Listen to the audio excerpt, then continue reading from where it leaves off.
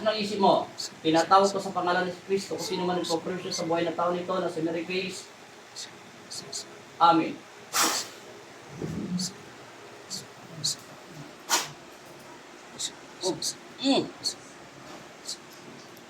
Nasaranta na. Amen.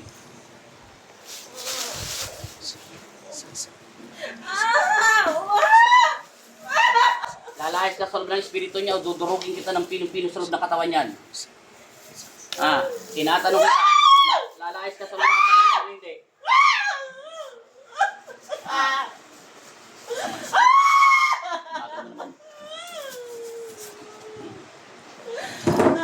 Ulit pa rin isang sagot. Lalayas ka sa loob ng katawan niya.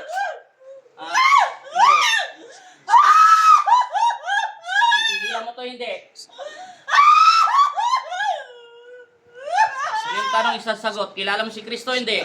Kilala mo ang aming Panginoon, bibitaw mo sa hindi?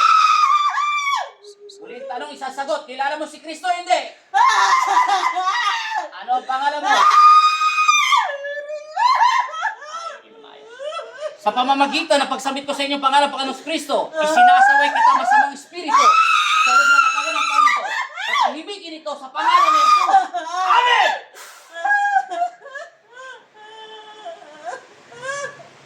In Jesus' name.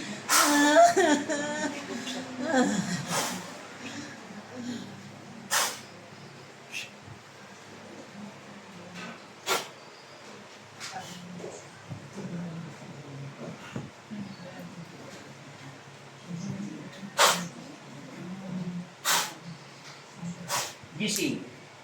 Sabi mo in Jesus' name. Sandal ka. Relax lang. Kaya nga muna. Kaya naman yung tubig. Sabal na tubig niya. Yun. Tingin na. Tingin ka na. Alam mo, sakit niya pa sa physical? Ang anak, kapatid mo to? Panganay? Ay, magkapatid pala kayo, no? May halo siyang stress, depression. Kaya pinapasokan siya ng masamang espiritu. Tingnan muna natin kamay mo kung gagana pa. Pigit.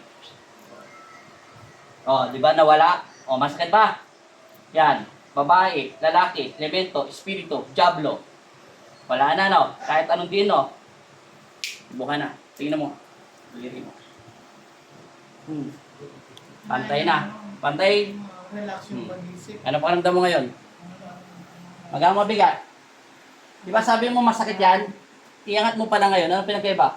Masakit pa? Igano mo. Hatakin mo talaga. Ano? Masakit pa? Hindi na, no? Yes. Salamat kay Lord.